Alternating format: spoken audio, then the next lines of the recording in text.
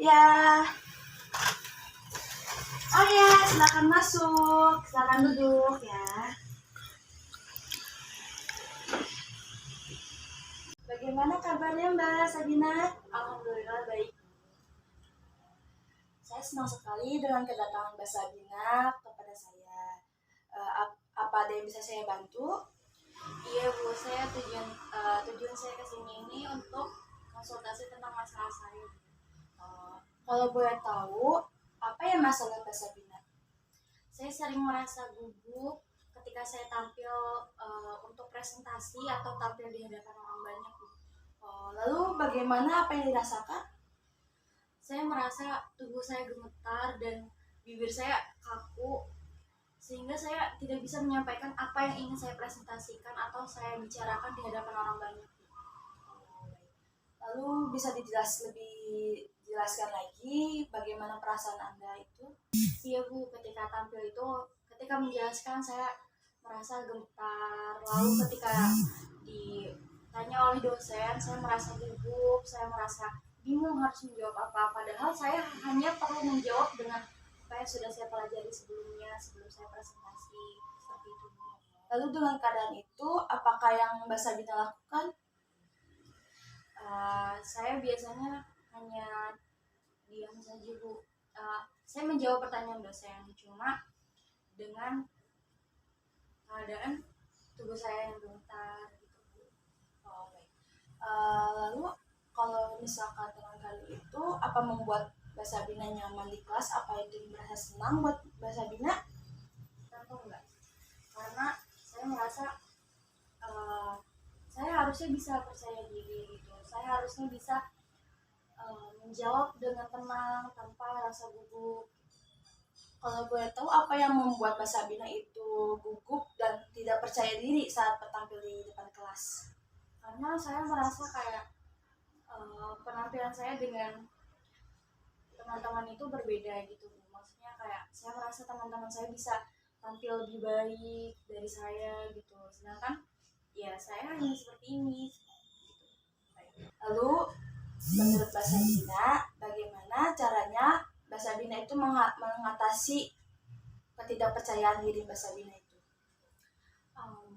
Kalau menurut saya mungkin dengan saya berpakaian rapi, dengan lebih menenangkan diri saya sebelum tampil seperti itu. Baik. Jadi ya kesimpulannya itu, Mbak Sabina itu yang pertama yaitu harus bertampilan rapi dulu sebelum presentasi supaya Mbak Sabina itu pede. Dan yang kedua, Mbak Sabina harus mempelajari dulu materi yang akan Mbak Sabina presentasikan. Dan yang ketiga, harus membaca doa terlebih dahulu sebelum Mbak Sabina melakukan presentasi itu. Ya. Jadi, apakah perasaan Mbak Sabina sudah lega dengan berkonsultasi ini? Belum sih. Jadi, saya menyarankan Mbak Sabina itu untuk melakukan terapi kursi kosong, yang dimana Mbak Sabina itu bisa meluapkan isi hati Mbak Sabina dengan misalkan bisa berbicara dengan diri sendiri, dengan ya mengeluarkan motivasi kepada diri Mbak Sabina itu ya, supaya Mbak Sabina itu lebih tenang ya. Apakah Mbak Sabina bersedia? Bersedia. Baik, kita lakukan terapi kursi kosong itu ya.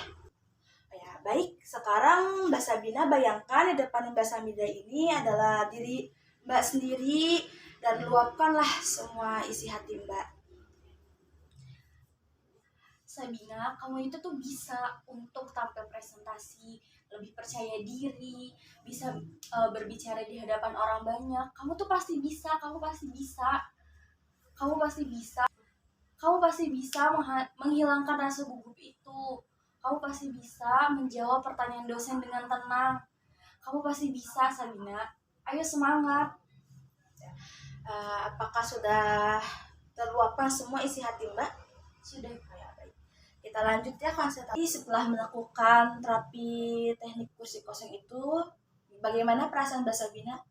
Saya merasa lebih lega Bu. Saya merasa seperti motivasi yang saya berikan kepada diri saya sendiri itu masuk gitu ke diri saya, menjadi sugesti sendiri untuk saya. Jadi Mbak Sabina sudah tahu apa yang Mbak Sabina akan lakukan. Ya, boleh dijelaskan kesimpulan dari Mbak Sabina? Iya Bu, kalau menurut saya pribadi, jadi hal yang harus saya lakukan adalah lebih banyak memotivasi diri saya sendiri, mempelajari apa yang harus dipresentasikan sebelum presentasi itu dimulai dengan matang. Lalu saya juga bisa menggenggam benda untuk menyalurkan rasa gugup saya gitu Bu, sehingga ketika saya tampil di depan nanti saya tidak merasa gugup. Nah, jadi setelah berkonsultasi kepada saya, Mbak Sabina sudah merasa lega. Sudah Bu, alhamdulillah. Apakah masih ada yang mau disampaikan oleh Mbak Sabina? Sejauh ini saya rasa cukup. Oh, baik. Kalau gitu, saya akhiri pertemuan kita ini. Saya mengucapkan banyak terima kasih kepada Mbak Sabina karena telah bersedia untuk bercerita kepada saya. Sama-sama Ibu. Saya juga mengucapkan terima kasih kepada Ibu sudah mau membantu saya dengan melakukan terapi tadi dan memberikan masukan-masukan untuk mengatasi masalah saya.